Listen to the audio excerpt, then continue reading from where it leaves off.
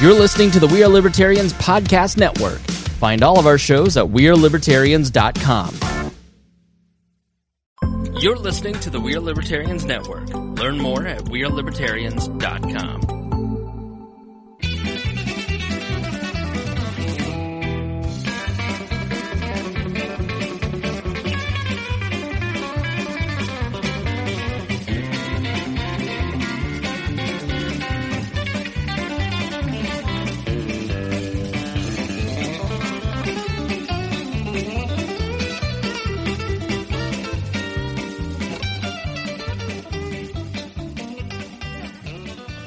Welcome to the Boss Hog Liberty Podcast on the We Are Libertarians Network. This is going to be a special bonus on-site edition of the show from the Henry County Saddle Club in Newcastle, Indiana.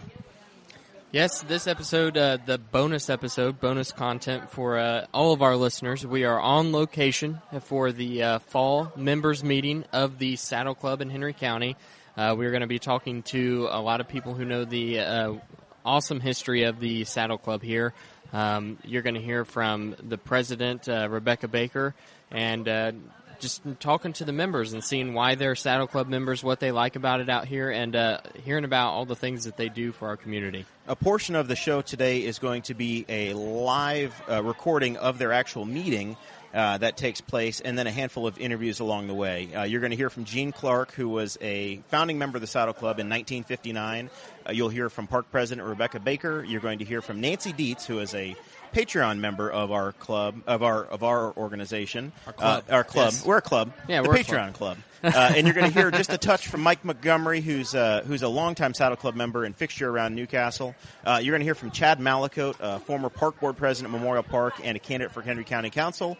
And I think you're going to hear a little bit from Sheriff Rick McCorkle as well, yes, in the relationship that the Henry County Sheriff's Department has with the Saddle Club. So sit back, enjoy. This is a bonus episode of the show. Thursday night, you will hear our episode number one, series episode number one. Of Part the number one of the series. candidate series. Yes. There we go. And that's going to be sponsored by Wyland's Flowers on Thursday night. You're still going to get a normal show this week, but this is bonus content.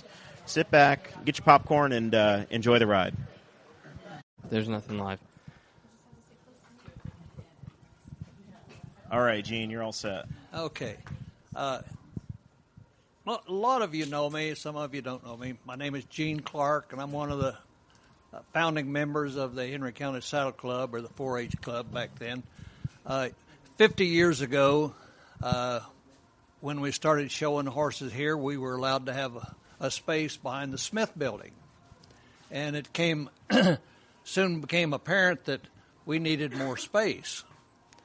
So we entered into an agreement with the county home was over here, that we would get an area around here. So with donations from everybody and a lot of labor, I don't recall the arena being near that big, but we built an arena. And Newcastle and Henry County was a busy community back years ago. Hold that mic up to your face for me, Gene. So it wasn't hard to get industry and the merchants in Henry County and Newcastle to donate some of the money.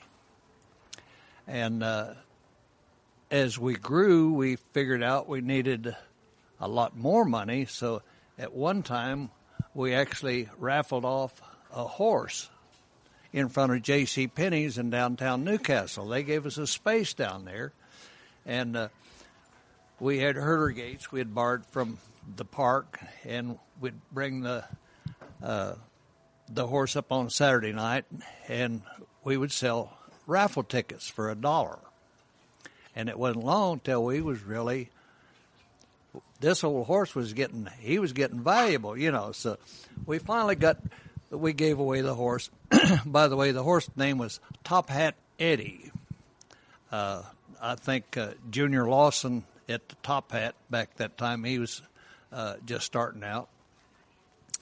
But the name of the horse was Top Hat Eddie. I think he donated the horse, I believe. But anyhow, we soon had enough money to start our improvements, and we built a little announcer stand, and we had back then, our showing was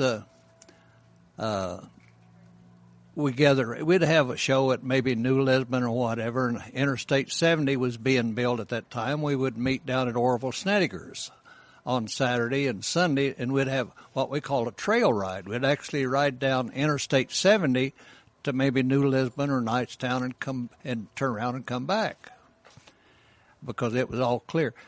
And, of course, that's been a few years ago, too. So, Gene, do you know what the initial investment that the private donors made? No, I don't. I can't. I know. Around $300,000. Yeah. At one time, all the members, and I think they were at least 20 of us, we signed a $500 note with Citizens Bank. Gib Hewitt was president of the bank at that time, and he agreed to loan us some money. So we all signed a $500 note. And Frank McDonald, which was a very active member at that time, we had what we call a mortgage burner at that time. So we cashed in over, and Frank wanted to build more buildings here, and we did. We built stalls and whatever, and with the help of Memorial Park. And the agreement was at that time that they would store their equipment here in the wintertime and kind of watch over the place, for security. So that was a good agreement with them. The way we got our arena built, I'm going back a little bit, we had a lady named Farrell Gore, and Farrell Gore, she donated all the wood for the arena in Orville Snedeker. He had a digger back then. We'd dig all the post holes, and we'd gather on the weekend, and we built the arena. The poles came from REMC, and we had an electrician, Everett Schaefer, that worked at the prison. And Everett Schaefer was the electrician back then, so he helped wire it and everything.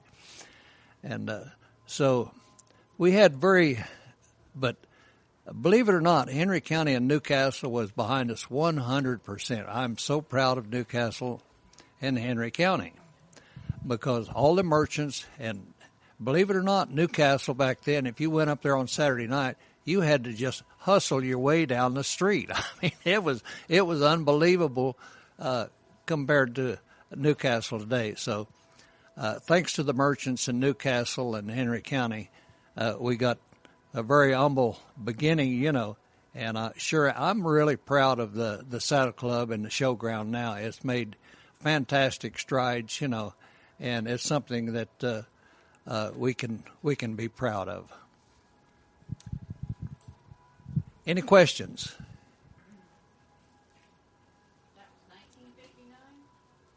That was a long time ago.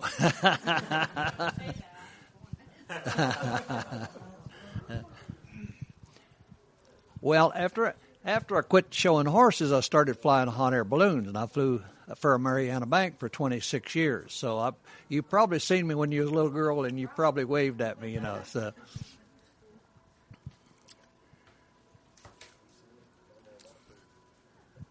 Thanks, Rebecca, for having me. I appreciate it.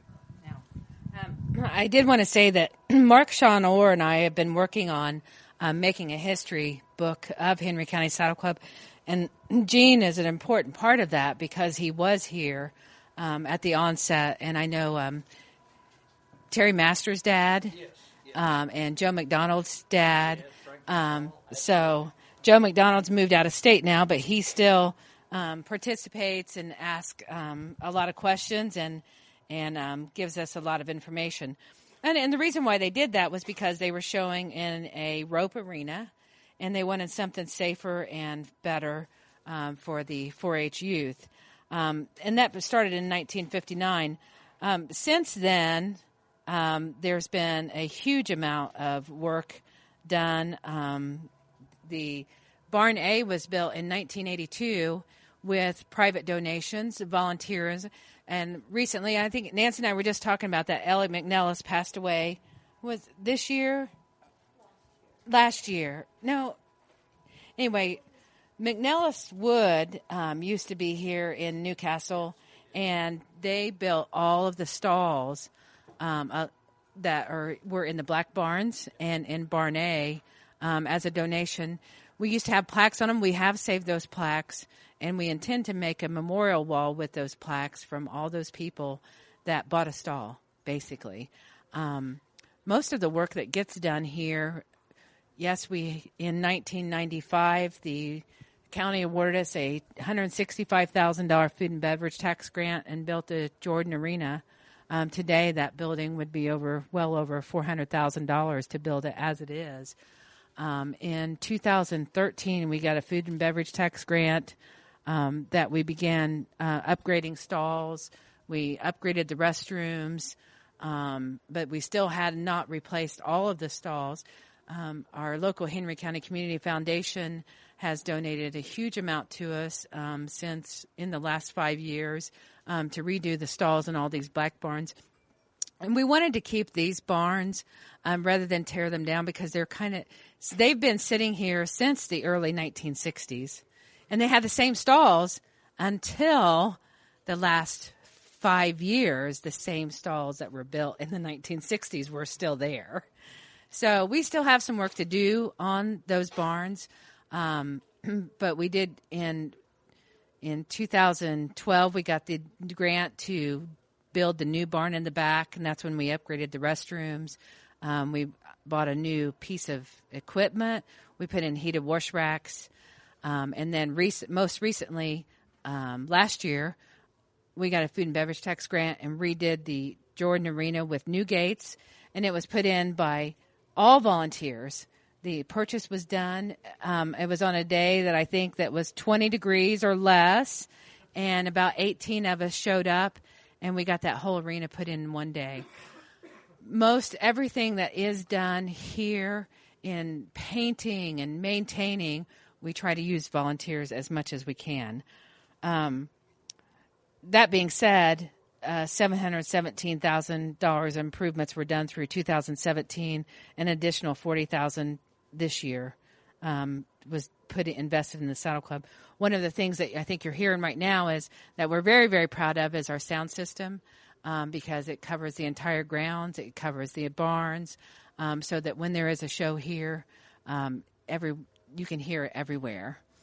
The Saddle Club, I will say, if you compare what we're doing today to 2002, the Saddle Club used to hold a lot of very large venues with the Indiana Quarter Horse shows, the youth show, the spring show. The Indy Circuit has continued, and we're on our 28th year with the Henry County Saddle Club Indy Circuit, the state show. Then a lot of the breed associations used to be 2 times to 2.5 times the size that they are today. We do see a little bit of a downturn. One thing that I talked about in that downturn was because the price of fuel. When the price of fuel goes up, you can expect to see some of your horse shows to come down to some degree. So, Rebecca, can you explain to us, I guess, as a listening audience that's listening to the podcast, how the Saddle Club, how you join, what it is to be a member, and this is your annual meeting that you're having now. What does it take to be a member, or is it you pay and then you get use of the facility and then you do some volunteer work? Yeah. So on our website at hcsaddleclub.com, there is a members page. It has a membership form there. We have not put on the 2019 membership form yet. Our membership runs from November 1st through October 31st of each year. It's $35 per household. So if there's 10 people in that house, it's $35. Any youth, school-age youth are included in that, but we do have a riding fee, and the riding fee for adult riders is an additional $15 a year. The Saddle Club holds several clinics that are free to members where we have professional clinicians come in to educate both 4-H and our members. That's open to our members. As a member, you can also have open riding. Non-riding members don't have to pay that riding fee for adults, but we do have a beautiful facility to have a wedding shower or a baby shower in the summer. And one of the things that I think that we have set ourselves apart is the cleanliness and the orderliness of our facility compared to others. All right, so that's what's going on at the Saddle Club currently, and you and I just left the county commissioners' work session. The Saddle Club has entered into, in 2014, I believe, a 10-year lease with the county, and right now the Saddle Club is negotiating with the county to extend that lease into the future. Is that correct? The county has entered into agreement with the Henry County Expo of a 25-year lease to commence upon the opening of that facility. The Saddle Club, in our current lease, has several pieces of property that the Saddle Club has made large investments in, with the road, camping, electrical sites, that in the current lease, it states the Saddle Club has first right of refusal with the county for some of those areas. And this current memorandum of understanding is to say that those areas become part of the Saddle Club lease, so that we do have several good-sized shows that are 150 or more horses, but we are constantly working to try to bring more here. If we are limited on use of our investment, then we lose that ability to grow. All right, and then the Saddle Club, you're just about ready to finish up the fall or close for the season. You have shows from roughly March or April until October. Is that right? Yeah, we run the first week of April. We usually open up with a clinic or some type of venue, and then we usually end the last weekend of October with the college shows. The intercollegiate college shows, which includes Indiana and all of Indiana and some parts of Illinois college, where they come in and compete. And I'm not sure if we're going to do that this year. They are going to be trying a different venue, because last year it was actually snowing when they showed here. So they were kind of trying to find a venue where they were indoors. There's a few things that we could do. We tried running all winter. But it was very costly to us because the facility is so large with so many water lines that unless we partitioned off areas of water where we could shut it off at one section and shut it down, then we're open to a huge amount of expense in repairing water lines unless we did some major partitioning of areas.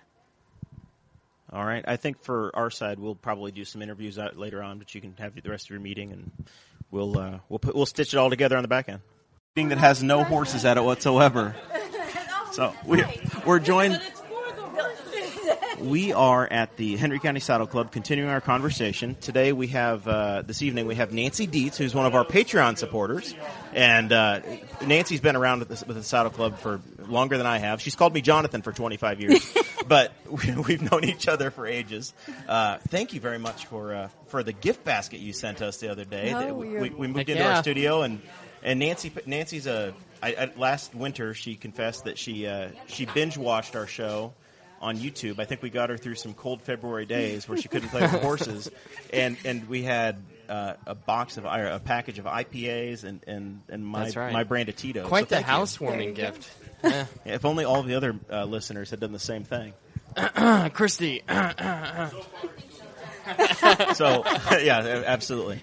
So Nancy, tell us about the Saddle Club and what it's meant to you, and why you're still involved in this organization after all these years. What's your reasoning? Oh my gosh! Well, that's way too emotional question. This is my heaven out here. I swear. Oh.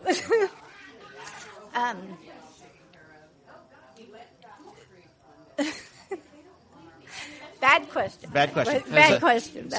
You grew up with horses? I rode a stick horse until I was 10 years old, and the neighbors were questioning everything. And so a stick horse, not a stick horse. A stick horse. It was a very sickly stick horse. Stick running around the neighborhood. I mean, I don't know what hit me as a child that I was so attracted to horses. It was miserable not being around and living in town. So. Luckily, I found a lot of really kind people that let me ride, and then one summer I went to a camp at Clyde and Rosie Fowkes. That was just this man OH crew from Texas came up and did these clinics. And you either rode or pick up rocks until you got your seat and could learn to ride. Okay. And, I mean, it was amazing. Did Diane go there? Probably. Okay. So once you kind of know how to ride, then there's a lot of people that say, "Oh, you could come ride for me," and whatever. And I never really owned a horse till I was like 34. But you were just a hired gun. I showed and dearly loved it for a long time. And, very cool. Yeah. And then, so you had the passion for horses. Then what got you involved in? I don't know. Rebecca's asking if the fan that's on is too much. I don't know. We're outside and we're on remote, so it okay. is what it is. Yeah. My wife keeps banging mosquitoes off my back for me. It's the pleasure of getting married. So, how did you get from hey, I like to ride to now I'm going to volunteer with this group and I'm going to start to get involved with the board and the administrative side? Oh, well, after my time at Purdue and came back home here. Just started coming to meetings, and you get sucked in pretty quick. And, that's what happens to volunteers. You show up, and all of a sudden you have a job. Yes, right. Yeah, and then dear friend John Jordan, he was absolutely kind of under his wing for quite a while, and that was wonderful. So when I loved this facility. When I was a boy, John was the president out here, yes. and during that time, the John Jordan Arena was built that we heard about. Rebecca Baker mentioned that during the business meeting, and that was mid '90s, '95, I think, or so, somewhere there. Yes. So it's a little bit over. Well, 20 we did the years old. arena, and then we put the roof on it in '95. Okay. Covered. So it it was an open arena. It was, and then the covered arena, and then the sides went on it. And now, right. It's continued to. Every year you come back, something else gets improved out here. Right. More barns have been built, and in the time you were here, I'd imagine the very first barn A was probably the only facility or the only arena that was here, or only covered arena. Yeah, it was built in '83, and Ed Bryson was president then, and a big community effort. I remember all the guys out here up. They had cranes and putting the trusses up, and those stalls in there were like 8x9s, and we just thought that was wonderful. And nowadays the horses now the industry says it's not big enough at all, right? Oh no. I remember when I was a kid, we had an overcrowding issue across the road for the 4-H goat show. We had no room, so we came over here, and for a few years the goats were stalled and shown in that arena as well. So lots of good memories in there for me as well. Oh yeah. So, well, thank you very much, Nancy, for joining us tonight. Yeah. We've also got Mike Montgomery here. I won't make Mike talk too much, but Mike is a legend of Newcastle himself. You see him at every basketball game down on the court. I guess the players just like you, Mike. And Mike was on the.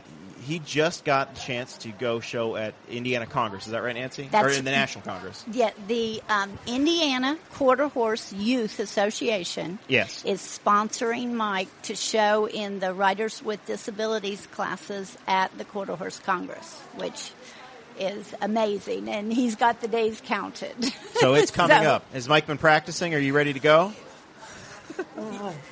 He says yes. All right. Yes. Well, very cool. Well, we wish you nothing but the best, Mike, and we'll have to get you or Nancy to give us a report once it's done. We'll find out how it went. Yes. Yeah, absolutely. Yep. Very good. All right. Well, thank you guys very much. Sure. Mike's father, Bud Montgomery, had the Standard Oil dealership in Newcastle at that time. He was very instrumental in helping us with their arena. Okay. Very cool.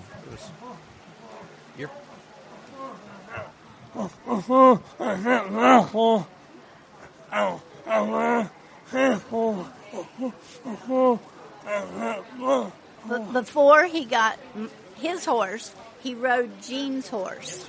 That's right. All yes, right. Yes. A lot of people, you forget their names, but you never forget their horse. Like right. Nancy had a horse named Dots Bingo. Yes. And I'll remember that for years and years, because this was a super good horse. Nancy was a very competitive rider back in I'm not going to say back in the day. Are you saying Nancy's not competitive now? Yes, she is very competitive. Yeah. That was a Junior Lawson horse. Yes. Yep. Yes. Yeah. But yeah, we remember, like, who is that? What's their name? We you can't remember people's names, but what you know was what their horses horse's look like. name? Oh, sure. Yeah, we remember the horse's name. So. Well, very cool. There you go. Well, we will. Port Dakota is going crazy trying to mix. We got 3 mics, and everybody's at a different level over here. So we have a piece of equipment at the actual studio that does all of this for us. Okay. Here, I just have to twist knobs. Okay. and we all speak at different levels, and there's sirens out going on now. We've got mosquitoes carrying us away. It's a very exciting night, but we're glad we're here, and thank you guys for hanging out with us tonight. Absolutely, yeah. Thank you guys. I am so. Nancy was publicly thanking us, so I stuck the microphone in her face. That's my natural You have reaction. to do that. So we are at the Henry County Saddle Club meeting, and we're joined by past Memorial Park President Chad Malacote, currently a candidate for the Henry County Council. Welcome, Chad. Hey, thanks for having me, guys. I appreciate it. So we've just attended the Saddle Club meeting and listened to their annual presentation and their financial analysis of the year, and learned about their expectations for the next year. They're doing a draw in the background as we're going along here. So at any moment, one of us may jump up and down as a big winner. I'm 749. That is my number. I don't remember what mine is. I don't know. I gave it to my wife just ran off, and I don't know if we won or not. So, Chad, what do you view the relationship between the county and the Saddle Club as? Well, I can speak especially as a past park board president. I know they were very good neighbors to the park. They were very good about helping us from everything from running water lines to working with electrical, and even helping remodel bathrooms and helping us cover some of those expenses. So they were very good neighbors. Rebecca or a member was at almost every single meeting I attended. So it was good to have them from that perspective.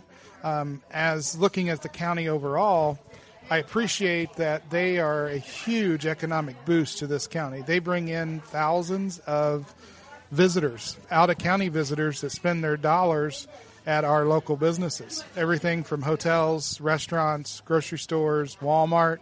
So they bring a lot of out-of-county dollars to this county for their shows they have nearly every weekend that run, April through October. They bring in a lot of folks to the county, so it's a huge economic boost to this county. Yeah, absolutely. So as far as the Saddle Club relationship with you're no longer the president of the park. I stepped off the park board last November. Yep. And why did you do that? I stepped off the park board because I wanted to focus myself on running for county council. I announced my candidacy to county council, and it takes a lot of time, as I'm sure your co-host can tell you. I know that there's a sign in your yard somewhere around where I live, or a sign in a yard around where I live of your name on it. We're going to find out together, Sheriff. I'm not gonna say which yard it's in, but I know that there's one very close to where I live. Yeah, I might have put it there. And the grass looked impeccable. Actually, I was going to tell you need to come and cut my grass. I have very good grass. You have great grass. All right. Well, we thank Chad for joining us. Also tonight at the meeting this evening is in Henry County Sheriff Rick McCorkle, who's been hanging out with the Saddle Club this evening. And we learned tonight that the Sheriff's Department and the Saddle Club have a relationship where some of the maintenance and the labor that operates the Saddle Club is being cared for by Henry County inmates. Can you explain how that works? Yeah, for years we had community service through the Sheriff's Department, and when I first elected, we had to cut our budget, and so in that I had to reorganize. So we closed the work release, which is where most community service was operated from.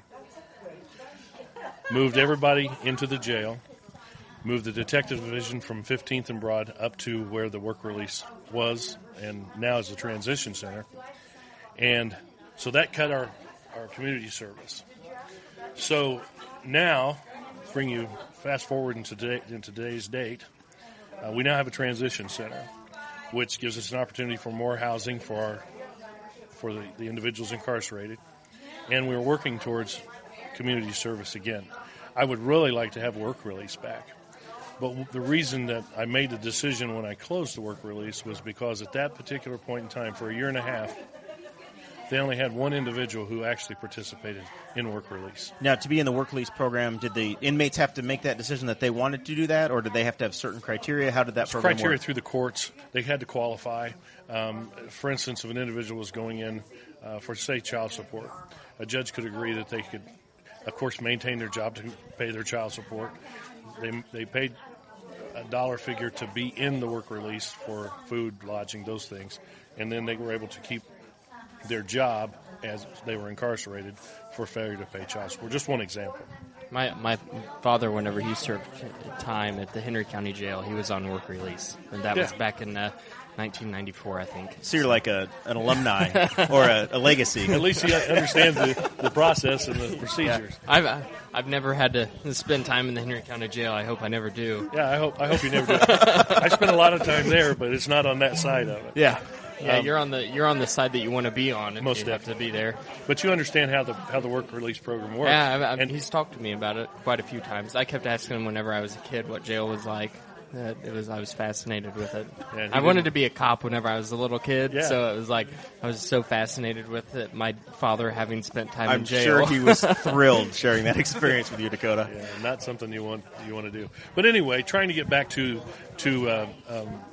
eventually, I'd like to see work release back. But as you know, we've got a jail study going on now, and in that. Hopefully we can have a facility at some day. I think it'll probably be after I'm no longer sheriff, but it's still working towards that goal so that we can have a jail that, I'm sure there aren't people who will agree with me, but I want to be proud of it. And in that, I would like to have a work release center as well so that individuals who do have a job can maintain and keep their job and still serve whatever time for whatever reason they're serving it, as well as community service. We still have loaned people out. You mean to hold that? Yeah, if you want to hold it yourself. Should have brought a mic stand.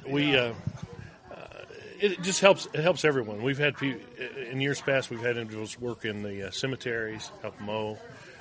We've had them work here in the park to help clean and mow and run weed eaters and those types of things. I want to get back to that. It makes the person who's incarcerated feel better. They're productive, and it just makes a better mood for those individuals if they're.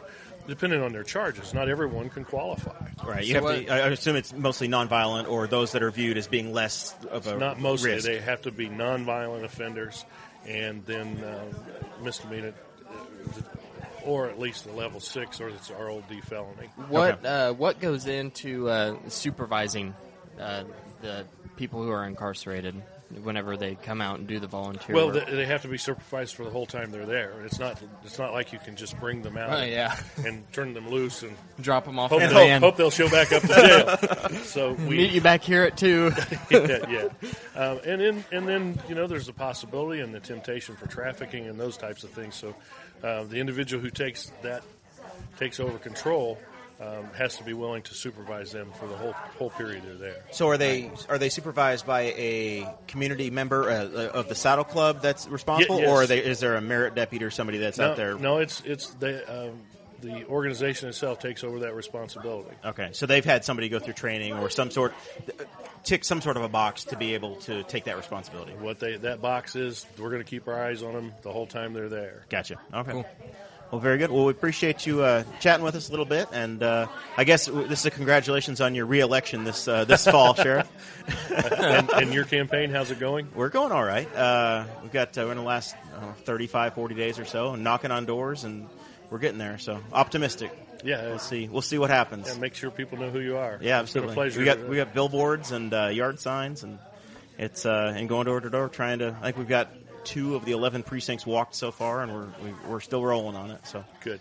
It's going along. Well, it's been a pleasure. I've only known you a few years, but it's been a pleasure knowing you, and I wish you well. Thank you. A year ago this weekend, Dakota, myself, and the sheriff were judging chili down in Louisville. That came up as a memory on Facebook yesterday for me. Yes, it was. Well, my best to you, and congratulations, and I hope you fare well in November. All right. Thank you very much. Thank you. All right. Thank you for listening to the Boss Hog of Liberty, which is part of the We Are Libertarians Network. I am Chris Spangle, and I am the founder of this network, and I invite you to listen to all of our shows, which you can find at WeAreLibertarians.com or by searching for these in your podcatcher. The flagship show is the We Are Libertarians podcast, where we apply libertarian principles to current events. The Brian Nichols Show is a conversation amongst Republicans, Democrats, Libertarians, Independents, as they talk about what is happening in the news. And we have many other podcasts like The Chris Spangle Show, Upward, The Cost, Raw Audio Politics, Miranda's World, and Tad Talk, which is quite a ride. So check all of these out. Go to WeAreLibertarians.com and you can check out all of our great podcasts. Thanks for listening. Thank you for listening to the We Are Libertarians Network. Get our other shows at WeAreLibertarians.com.